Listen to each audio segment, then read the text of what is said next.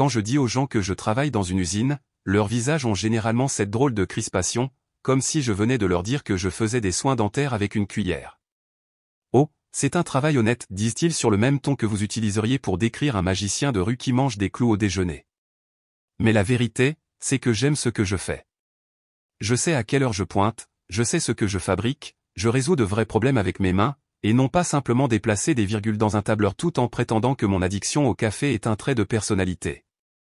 Je suis resté en ville quand mon père est mort, j'ai refusé une bourse complète pour l'université d'État parce que maman était submergée de factures, et Jason, notre prince héritier de la cardiologie, ne pouvait absolument pas retarder ses études de médecine pour aider. J'ai pris un emploi à l'usine locale où mon père a travaillé pendant 30 ans, même odeur, même machine, même casiers usés avec des noms gravés dans la peinture comme des pierres tombales. Ma mère détestait ça, me détestait de l'avoir choisi. Ce n'est pas ce que ton père voulait, disait-elle chaque fois qu'elle passait devant moi sans me regarder, comme si mon existence était une tâche sur son idée de ce qu'une famille devrait être. J'étais censé devenir quelque chose, quelqu'un dont elle pourrait se vanter lors de ses brunchs à l'église. Au lieu de cela, j'étais celui qui réparait le toit, remplaçait le chauffe-eau et payait discrètement le reste du voyage de fin d'études de ma petite sœur Nadia parce que maman avait oublié. Je ne me suis jamais plaint, pas une seule fois, parce que je me disais que c'était peut-être le prix à payer pour être celui qui est stable, celui qui reste. Puis est arrivé le jour de la fête des mères. Je venais de terminer un quart de travail de 10 heures et je faisais réchauffer des restes de pâtes au micro-ondes comme un vrai roi gourmet quand mon téléphone a émis un bip, WhatsApp familial. Je l'ai ouvert. Le message était court, tranchant, empoisonné comme une aiguille, bonne fête des mères. Dîner dimanche à 18 h. Je suis si fier de tous mes enfants qui ont travaillé dur et réussi dans la vie. Vous êtes ce qui rend le fait d'être une maman valable. Bouquet de cœur grandissant. Puis, Alice, Jason, docteur, Laura, ingénieur logiciel, Nadia, responsable marketing. C'était tout. Pas de Michael. Pas de « je vous aime tous », juste une gifle numérique. Et juste en dessous, elle a ajouté « certains choix sont trop embarrassants pour être inclus. Je ne reconnais plus personne qui choisit le travail à l'usine plutôt que l'ambition. Ce dîner est pour mes enfants qui ont réussi. » Je l'ai lu 5 fois, puis encore une fois juste pour m'assurer que je n'avais pas d'hallucination due à l'exposition aux fumées de soudure. Personne n'a dit un mot. Ni Jason, ni Laura, ni Nadia. Un silence qui hurlait en majuscule. « Non, mais ça va pas, maman ? Non, tu as oublié Michael. » Même pas une défense paresseuse avec un emoji. Jason a posté un pouce levé. Laura a répondu « j'ai hâte ». Nadia a lâché un autocollant stupide d'une fleur qui danse. C'est tout, comme si tout allait bien. J'ai regardé mes pattes, puis le chat, puis les pathétiques petits émojis de bouquets de cœur grandissant assis sous ma gomme comme une garniture sur une merde. Puis j'ai calmement ouvert les paramètres, supprimé le groupe, bloqué tous les numéros, posé le téléphone, et finalement mangé mes pâtes, non pas parce que j'allais bien, mais parce que j'en avais fini d'attendre que ce soit le cas. Et quand les gens me demandent maintenant pourquoi j'ai arrêté de parler à ma famille, je dis simplement, la fête des mères. Ils pensent que je plaisante. Ce n'est pas le cas. Je n'ai pas enragé, je n'ai pas crié, je n'ai pas renvoyé de texto performatif, waouh, merci, maman. J'ai juste arrêté. Arrêtez d'attendre quoi que ce soit, arrêtez de vérifier le chat, arrêtez d'espérer que quelqu'un prenne ma défense. Vous savez ce qui est pire qu'être insulté ? Être effacé. Le lendemain du message de la fête des mères, je me suis réveillé comme d'habitude à 5h45 du matin, j'ai enfilé mon uniforme taché de graisse et je suis allé travailler. Le chef de chaîne a fait une blague sur mes cheveux dressés comme un cône de pain, et j'ai fait semblant de rire comme si tout allait bien. J'ai même tenu la porte ouverte pour Dave de l'expédition, qui est en colère contre moi depuis que j'ai revendiqué le dernier beignet à la gelée il y a 2 mois. Tout avait l'air pareil, sauf que tout ne l'était pas. Je suis rentré chez moi ce soir-là et j'ai supprimé toutes les photos sur mon téléphone qui avaient une trace de « vacances en famille », remise de diplôme, anniversaire, même cette photo floue où Jason a trébuché sur le porche et a fait tomber une plante en pot. Disparu. Puis sont venus les réseaux sociaux. Je les ai atomisés. Facebook, mort. Instagram, effacé. Discussion de groupe, bloqué. Snapchat, qui utilise encore ça ? J'ai même retiré l'amitié de tante Carla, et elle n'a rien fait, mais honnêtement, si vous voyez quelqu'un se faire déshériter comme un carton de lait périmé et que vous ne dites rien, vous en faites partie. Au revoir, Carla. Le plus étrange, c'était le silence. Pas de texto, pas d'appel, même pas un même passif-agressif de versets bibliques de maman. Je m'attendais à moitié à ce que Laura envoie quelque chose de condescendant, comme « Nous gérons tout le succès différemment » ou à ce que Nadia brise le silence avec l'un de ses classiques « Maman ne voulait pas dire ça comme ça » pour se rétracter. Mais non, rien. Ils allaient vraiment me laisser disparaître. Et c'est alors que ça m'a frappé, je ne leur appartenais pas. J'appartenais à leur récit, et quand j'ai cessé de correspondre à cela, quand j'ai choisi l'usine plutôt qu'un bureau d'angle, je suis devenu la note de bas de page embarrassante qu'ils ne voulaient pas lire à voix haute. Alors j'ai commencé à désapprendre le besoin d'être choisi par des gens qui ne pouvaient même pas choisir la gentillesse. Je suis allé travailler, je suis rentré à la maison, j'ai regardé des vidéos YouTube sur les systèmes d'alimentation, la théorie électrique, la conception mécanique. J'ai commencé à suivre des cours du soir au collège technique local, discrètement. Pas d'annonce, pas de modeste vantardise sur Facebook, juste moi, du café et un rêve. Tous les mardis et jeudis, je pointais, me changeais dans le vestiaire et me dirigeais directement vers le campus avec mes chaussures de sécurité et mon sweat à capuche d'usine, entouré de gamins de 10 ans de moins qui pensaient que j'étais l'oncle de quelqu'un en visite à la classe. Peu importe, parce que lentement, quelque chose a changé. J'ai commencé à être fier de moi, pas de la même façon que maman a posté ma lettre d'admission à la faculté de médecine sur Facebook à nouveau. Non, c'était différent, c'était mérité. Pendant que Jason était dehors en train d'être docteur à Golden Boy, et que Laura était occupée à poster des selfies filtrés depuis les toilettes de WeWork, je me reconstruisais à partir de zéro avec une clé à molette dans une main et un manuel scolaire dans l'autre. Je n'en ai parlé à personne, pas même à mes collègues, parce que ce n'était pas pour le spectacle, c'était pour moi. Mais il y a eu des nuits difficiles aussi, des nuits où je faisais défiler mes contacts et planer au-dessus de leurs noms, où j'ai failli envoyer un texto à Nadia, tu le pensais aussi, où j'ai presque appelé maman et demandé, ça t'a fait du bien de me virer comme ça? Mais je ne l'ai pas fait. J'avais déjà été invisible une fois, je n'allais pas repasser une audition pour ça. Alors, à la place, j'ai commencé à tenir un journal, à griffonner des choses que je n'avais jamais dites à voix haute, à écrire ce que j'aurais aimé que quelqu'un, n'importe qui, me dise en grandissant, des choses comme « c'est normal de prendre un chemin différent ». L'amour n'est pas conditionnel. Ta valeur ne figure pas sur ton profil LinkedIn. Tu n'es pas brisé, il voulait juste un moule différent. J'ai gardé ce carnet caché dans la vieille boîte à cigares que mon père m'avait laissée, celle qui sentait encore l'huile de moteur et l'après-rasage, la seule chose qu'ils n'ont pas jetée. Cette petite boîte est devenue sacrée, un rappel que quelqu'un voyait autrefois de la valeur dans qui j'étais, pas qui je pourrais devenir. Et au fur et à mesure que les semaines se transformaient en mois, quelque chose d'incroyable s'est produit. J'ai recommencé à rire, de vrai rire, fort, généralement à des choses stupides, comme quelqu'un au travail qui faisait réchauffer du poisson au micro-ondes, ou moi qui faisais tomber une clé à molette sur mon pied et faisais semblant que ça ne faisait pas mal parce que le stagiaire regardait. Je suis devenu plus présent, plus concentré.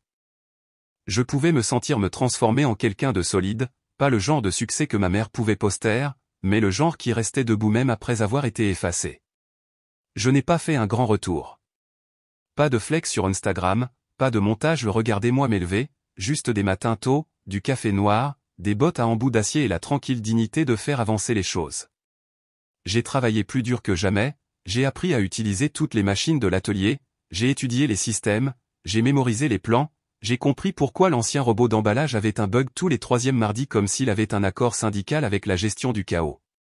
J'ai remarqué un jour que mon superviseur m'a mis de côté et m'a dit « Eh, Mike, tu as déjà pensé à reprendre une chaîne ?» J'ai cligné des yeux. J'étais là depuis près de 5 ans et je n'avais jamais entendu ces mots. J'ai haussé les épaules. Bien sûr, c'est quoi le piège? Il a ri. Pas de piège. Tu as déjà fait le travail, autant te payer pour ça. 2 mois plus tard, j'étais sorti de l'atelier et dans un petit bureau en verre qui donnait sur l'usine. La climatisation fonctionnait la moitié du temps, la chaise grinçait, le bureau avait des gravures du début des années 2000 qui disaient des choses comme Fred déchire et la vie est nulle. Mais c'était le mien. J'ai arrêté d'aller au cours du soir parce que j'avais terminé le programme, j'ai été certifié, gestion et opération des systèmes. Ce n'était pas sexy, mais ça m'a valu une augmentation de 22% et un nouveau badge qui disait le chef d'équipe. Je portais toujours les mêmes bottes cependant, juste poli maintenant. Et je n'ai toujours rien dit à personne. Pour autant que ma famille le sache, j'étais toujours en train d'appuyer sur des boutons et d'essuyer la sueur de mon front, une gentille petite déception en salopette. Qu'il pense ça? C'est là que je l'ai rencontré. Ce n'était pas un moment de comédie romantique, pas d'étincelle qui jaillissait au-dessus du café renversé, pas de contact de main accidentel au-dessus d'un convoyeur. Elle s'appelait Rachel, et elle travaillait à l'inventaire. Elle était intelligente, vivait avec une politique de tolérance zéro pour les bêtises d'entrepôt. La première chose qu'elle m'a dite, c'est, si vous reprenez la ligne 3, réparez le lecteur de code barre. Je ne vais pas enregistrer 37 autres doublons parce qu'un stagiaire a encore fait tomber le support. Je l'ai fixé pendant un moment, puis j'ai souri. Salut, je suis Mike. Elle n'a pas souri en retour. Réparez le scanner, Mike. Je suis tombé un peu amoureux à cet instant précis. Rachel n'était pas tapa à accent grave-l'œil, pas de fausse voix, pas de flirt d'usine. Elle apportait son propre déjeuner dans un Tupperware, dénonçait le sexisme comme si elle était payée pour ça, et savait comment recalibrer un capteur plus vite que la moitié des gars de la maintenance. On a commencé lentement, café, puis déjeuner, puis on rentrait ensemble en voiture plus qu'on vivait dans la même direction générale. Puis, un soir, il pleuvait comme si Dieu était en colère contre nous, et j'ai proposé de la ramener jusqu'à chez elle. Elle m'a regardé, a cligné des yeux et a dit, « Tu veux monter ? J'ai du chili en reste et un canapé qui ne mord pas. » C'était tout. C'est comme ça que ça a commencé.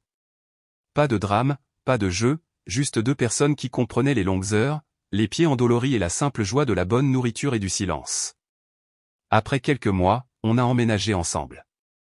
Je n'ai rien dit à personne. Rachel a demandé une fois, « Tes parents sont au courant pour nous ?» J'ai ri, non pas parce que c'était drôle, mais parce que c'était ridicule. Ils ne savent même pas que j'existe encore. Elle a acquiescé. Ça te va? Plus que ça, ai-je dit. Je n'ai jamais été aussi en paix de ma vie. On s'est marié au palais de justice un mardi. Pas de grande robe blanche, pas de porteur d'alliance avec un nom comme Bentley, juste elle, moi et une bouteille de bon vin rouge dans la voiture pour après. Elle a gardé son nom de famille. J'ai gardé ma paix. 6 mois plus tard, elle était enceinte. Elle a pleuré quand elle me l'a dit, a dit qu'elle avait peur, a dit qu'elle ne voulait pas élever un enfant dans le silence, dans une privation émotionnelle comme celle avec laquelle nous avons tous les deux grandi. Je lui ai tenu la main et j'ai dit, cet enfant saura qu'il est aimé avant même de connaître son propre nom. Elle a acquiescé, a souri, puis a demandé, tu veux le dire à ta famille? Je n'ai pas hésité. Non, parce que les gens qui peuvent t'effacer une fois essaieront de le refaire dès que tu cesseras de divertir leur version de toi. Et je n'ai aucune intention de jouer pour eux à nouveau. Qu'ils pensent que je suis toujours en salopette, en train de réparer des machines cassées et de supplier pour être validé. Pendant ce temps, je construis une vie à laquelle ils ne seront jamais invités. Au moment où Rachel était enceinte de 6 mois, j'avais été promu 2 fois. L'usine avait subi une refonte totale de la modernisation, nouveau système, nouveau logiciel de suivi, nouveau sang dans le pool de gestion. Je n'ai pas seulement survécu, je l'ai dirigé. Le même gars qu'ils appelaient autrefois Mike le col bleu était maintenant celui qui examinait leur budget. Ils m'ont donné un nouveau titre, directeur d'usine principale. Beau bureau, 2 fenêtres, une chaise qui ne grinçait pas, un chèque de paie avec une virgule dedans. J'apportais toujours mon déjeuner dans le même thermos cabossé, ça me gardait les pieds sur terre. Je ne l'ai pas posté, je ne l'ai pas partagé, je n'ai pas changé ma photo de profil en un portrait en costume et cravate avec des citations inspirantes. Mais le journal économique local a fait un article, du sol de l'usine à la suite exécutive, l'ascension de Michael Gentry.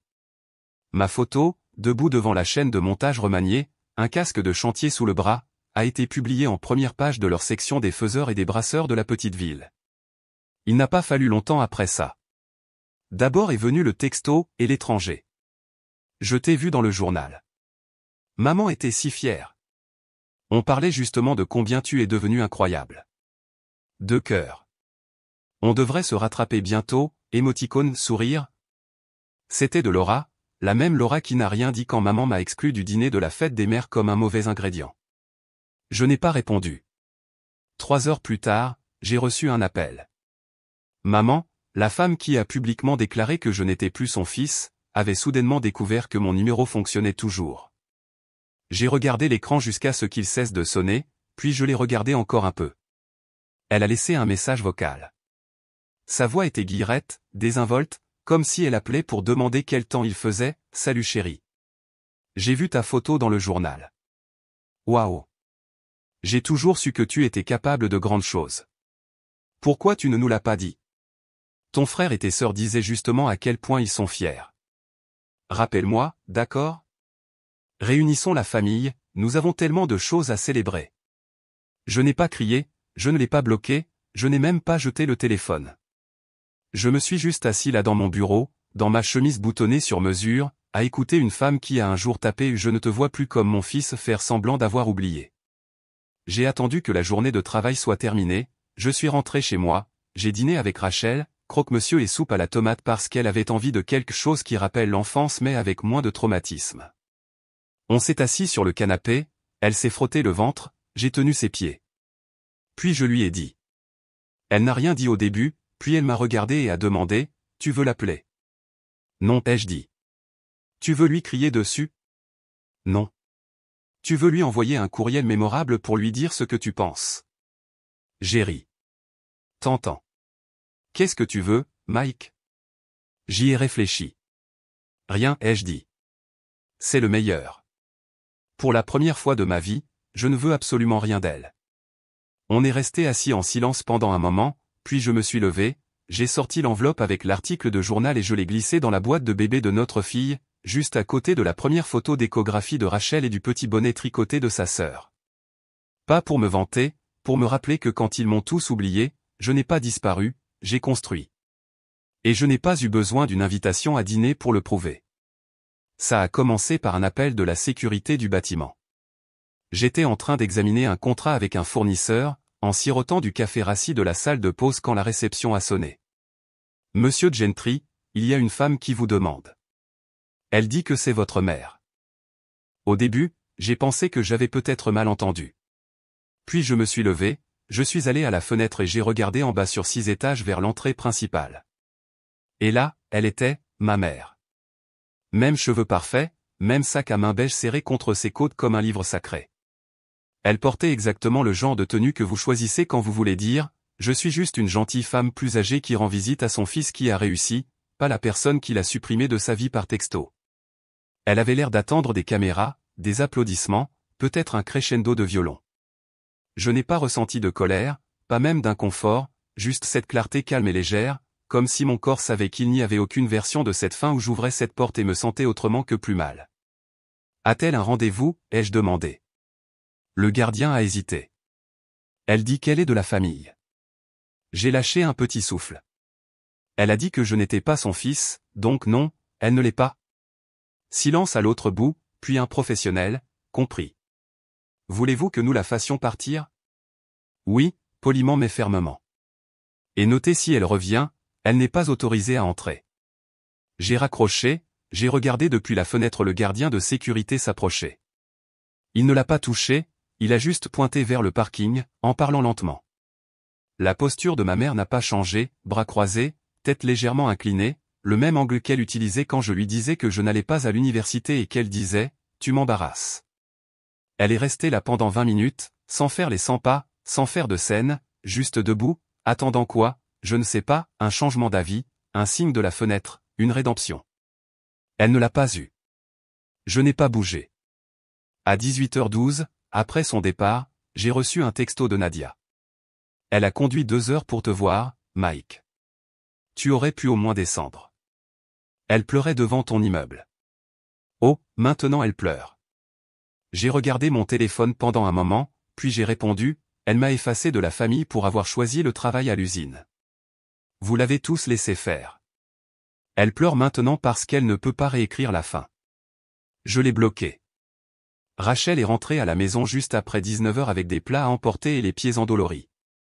Elle a enlevé ses chaussures, a vu l'expression sur mon visage et a demandé, laquelle d'entre elles a essayé quelque chose? Ma mère s'est présentée en personne. Ses sourcils se sont arqués. Tu lui as parlé? Non. La sécurité l'a fait sortir de la propriété. Rachel a posé la nourriture sur le comptoir. Bien. Elle n'a pas demandé si je me sentais mal, elle connaissait la réponse. On a mangé sur le canapé, notre fille roulant dans le ventre de Rachel comme si elle essayait de se frayer un chemin dans la conversation. Après le dîner, j'ai sorti mon ordinateur portable et j'ai ouvert un dossier que je n'avais pas regardé depuis des années. Il s'appelait « Preuve ». À l'intérieur, il y avait une seule capture d'écran, le message de groupe de la fête des mères. Tous mes enfants ont réussi, sauf Michael. Il a choisi d'être ouvrier d'usine. Je ne le vois plus comme mon fils.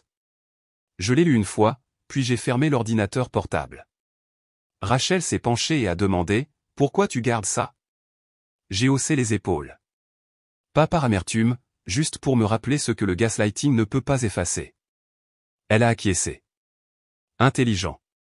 On est allé se coucher. Le lendemain matin, une photo a commencé à circuler dans le chasse-lac de notre entreprise. Quelqu'un avait pris une photo d'une femme debout devant le bâtiment, les bras croisés, l'air dévasté. Légende, c'est la mère de quelqu'un. Elle est debout ici depuis genre 20 minutes d'affilée. Dingue. Je n'ai pas commenté, je n'ai pas réagi, j'ai juste mis le fil de discussion en sourdine et je suis retourné au travail. Plus tard dans l'après-midi, j'ai reçu un courriel d'une adresse que je n'ai pas reconnue au début. La ligne d'objet disait simplement « Tu ne comprends pas ce que c'est d'être une mère ». Le nom en bas, Karen Gentry, bien sûr. 3 jours après qu'elle s'est tenue devant mon immeuble, la lettre est arrivée. Pas un courriel, pas un texto, une lettre physique, manuscrite sur du papier à lettres florales, comme si on était en 1994 et qu'elle écrivait à dire Abby. Elle était adressée à un Michael Gentry et sa famille, ce qui m'a déjà énervé. Elle avait été glissée sous notre porte d'entrée, pas de timbre, pas d'enveloppe, juste du papier plié avec un nom écrit d'une écriture que je n'avais pas vue depuis les cartes d'anniversaire au collège. Rachel l'a trouvée en premier. Elle rangeait les courses, notre poussette de la taille d'un bambin garé dans le couloir, quand elle l'a vue posée sur le paillasson. Je suis sorti de la salle de bain et je l'ai trouvée debout là, la tenant comme si elle risquait d'exploser. Son visage était pâle. Elle a juste dit, c'est d'elle. Je l'ai prise doucement, j'ai lu la première ligne, Michael, je ne sais pas ce que tu as dit à ta femme à mon sujet, mais je veux qu'elle sache que j'ai toujours prié pour ton bonheur, même quand je ne comprenais pas tes choix. Ah, donc on commence par de l'agression passive. Coup audacieux. J'ai parcouru le reste. Ce n'était pas des excuses, c'était une manipulation. Il y avait des phrases comme « Je n'ai dit ce que j'ai dit que par peur, tu as toujours été différent, sensible, têtu, je suis désolé si tu t'es senti mal aimé », ce petit mot magique que les gens utilisent quand ils veulent exprimer des regrets sans assumer de responsabilité. Puis est venue la conclusion « Je ne veux pas mourir sans rencontrer ma petite fille. S'il te plaît, ne la prive pas de moi. Nous sommes toujours une famille. » Rachel m'a regardé finir de lire, les bras croisés. Eh bien? J'ai plié la lettre. Tu avais raison sur ce qu'elle est. Pas juste toxique, elle est radioactive. Rachel s'est assise sur le canapé, en respirant lentement. Elle est venue chez nous, Mike. Je sais qu'elle a trouvé où on habite.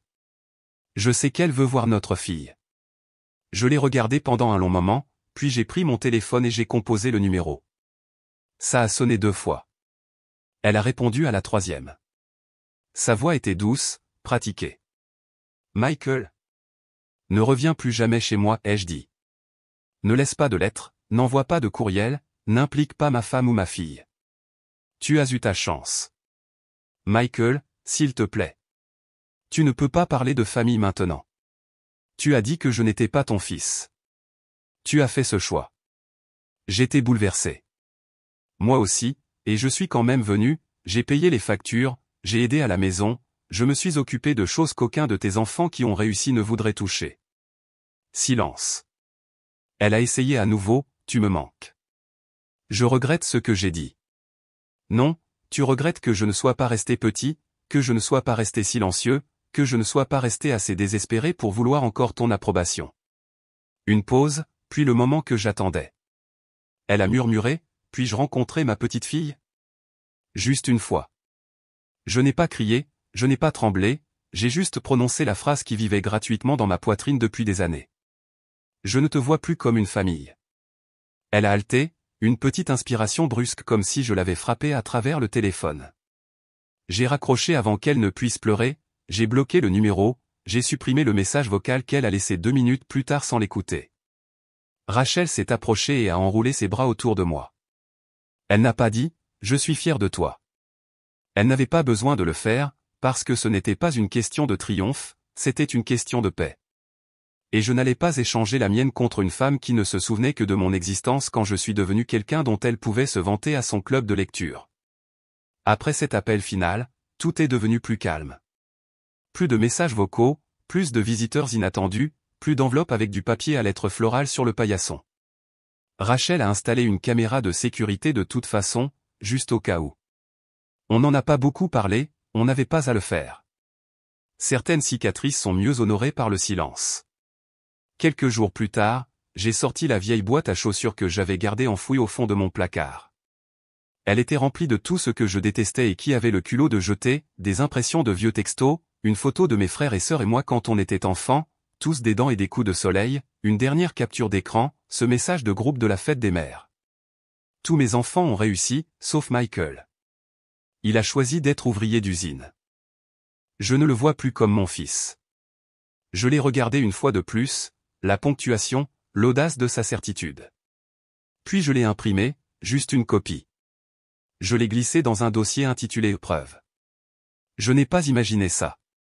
Et puis j'ai verrouillé le dossier dans un tiroir, pas par dépit, par préservation. Parce que quand vous grandissez constamment gaslighté, vous apprenez à archiver la douleur, pas pour la garder, mais pour savoir qu'elle était réelle. Ce week-end-là, notre fille a eu 1 an. Elle ne savait pas ce qu'était un anniversaire, juste qu'il y avait des ballons et du glaçage et des gens qui applaudissaient quand elle frappait son gâteau comme un minuscule combattant de MMA. Rachel a fait des cupcakes, j'ai fait des grillades. On a invité quelques amis, des gens qui étaient restés à nos côtés quand les choses étaient calmes, pas juste quand les gros titres frappaient. Pas de famille élargie, pas de câlins forcés, juste de l'amour, le genre que vous n'avez pas à gagner. Après que tout le monde soit parti et qu'on rangeait, notre fille était assise sur le sol à jouer avec le faux téléphone. Elle l'a porté à son oreille et a balbutié quelque chose d'incohérent, puis m'a regardé et a dit « Qui c'est ?» J'ai ri. C'est juste un faux téléphone, bébé. Elle a eu l'air pensive, autant qu'un enfant d'1 an peut l'être, puis a demandé « Où est la famille ?» Rachel s'est arrêtée à mi-essuyage sur le comptoir. Je me suis agenouillé, j'ai touché sa petite main et j'ai dit « La famille, c'est qui t'aime les jours difficiles. » Elle a cligné des yeux, puis a souri et a répété « Jours difficiles. » Rachel s'est approchée, s'est accroupie à côté de nous et a embrassé son front. C'est vrai, et qui est ta famille? Notre fille a réfléchi fort, puis a rayonné. Toi et papa, la famille pour toujours. C'était une phrase qu'elle avait dû prendre dans un livre pour enfants au coucher, ou peut-être qu'elle l'avait juste inventée. Peu importe, parce que c'était ça, c'était le moment que je n'avais jamais eu en grandissant, la certitude, la stabilité, le sentiment inébranlable que vous êtes désiré, pas juste quand vous gagnez, mais quand vous êtes fatigué ou désordonné ou imparfait.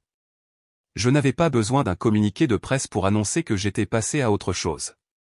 Je n'avais pas besoin d'une confrontation finale. J'avais juste besoin de ce moment dans notre salon avec du glaçage sur le tapis et un enfant sur mes genoux. Cette nuit-là après qu'elle se soit endormie, Rachel m'a trouvé debout dans l'embrasure de sa chambre, les bras croisés, à regarder le petit lit rempli d'animaux en peluche. « Ça va ?» a-t-elle demandé. J'ai acquiescé. Je me souviens juste. De bons ou de mauvais souvenirs? Ni l'un ni l'autre, ai-je dit. Je remarque juste la différence. Elle s'est approchée de moi, a posé sa tête sur mon épaule.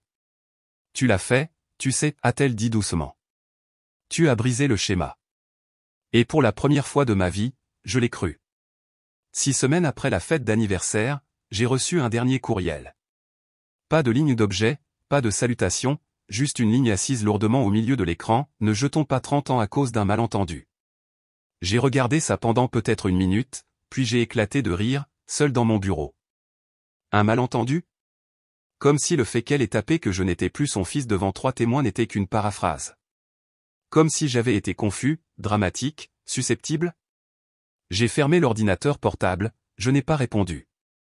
2 jours plus tard, elle a envoyé une photo, elle debout au bord d'un lac tenant une marguerite, légendée le pardon et la liberté. Non. J'ai bloqué le courriel cette fois, pour de bon. Parce voici la vérité, ils ne comprennent jamais. Certaines personnes pensent que fixer une limite est une attaque, que dire non est cruel, que couper les ponts avec les gens qui vous blessent est la vraie trahison. Mais je n'ai trahi personne. J'ai juste fini par me choisir moi-même. J'ai choisi ma femme, ma fille, ma vie tranquille et ordinaire construite à partir de zéro. Je ne l'ai pas effacée, elle m'a effacé. Je suis juste resté disparu. Et je ne reviens pas.